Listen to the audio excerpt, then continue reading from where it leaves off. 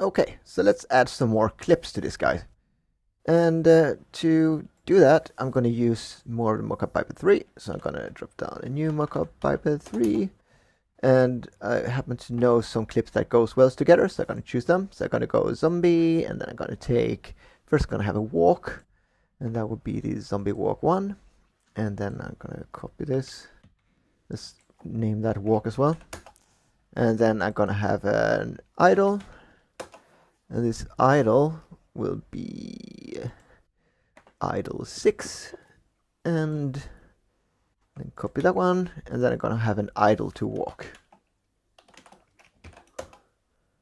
And for this one, I'm going to go with idle to walk 3. So look at these guys. You can see he has his arms like that. And that is what's happened on this idle to walk. He's going to end up with arm up that like that. But he also start like this, which is basically the idle position. So these will transition very well together. Oh, right. So let's go back to this node. And we're going to drop down an agent clip node. That is how you add clips to an agent. And before we add these guys, we're going to use the character rig, just like on the agent top, to add these. I just want to show you the other options you have. So you have the character rig, you have FBX. So if you have some FBX exported, you can use this. Or file, that is if you have written out B clips, which is the native clip format in Houdini. Or you can go to chops, and chops used to be the only way you could manipulate clips. And so you would drop down a chop network, and then you have like an agent node in here. And then you would point to, say, point to that agent, and then I would get all the animation curves, and then you could do like chops operations, like say I would do a trim, and yeah, and then you have that, and then you could just go back to this clip node, read that back from the chop network, and then you had a clip based on that. So delete that, and the interesting thing, you have used D as well. I'm not going to talk so much about that, but a new interesting thing in 18.5 is motion clips. This is a very neat way to change your clips. We're going to use this in a little bit, but first I'm just going to show you how it works. If I take an agent, animation, unpack, I can convert this to motion clips. And you can see by doing that, I get every frame of the clip in the viewport. And then I can do different operations on this. So say I would do retime. And then set that to something really slow, like 0.25, for example. Get that in here. And then say slow. And now you would have a really...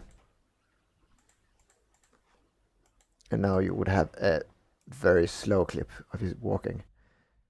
You can do much more than just scale the time. You can set up IK change. You can keyframe the animation. You can remove frames, and you can do all sorts of things. But for now, let's just delete these guys and go back to the character rig, and then let's point to these guys. So I'm going to go to the idle, and I'm going to call this idle 1, and then let's add 2 more.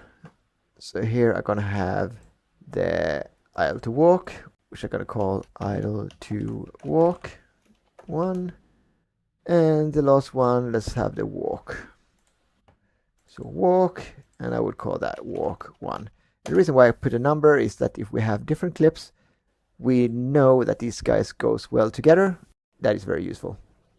So now we have our clips here. Oh, one last thing. By default, it takes the whole frame range. It takes 1 to 240. But that is a bit unnecessary. So let's just have a look. So you see for the idle, that has 65 frames. So let's go back and do idle. You can set that to 65. And then for the idle to walk, that is 37. So let's go to the idle to walk here and set that to 37. And finally, the walk is 24. So let's set that to 24.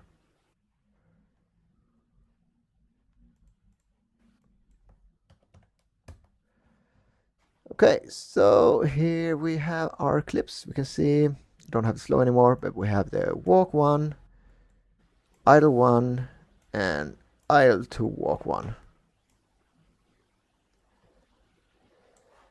Great.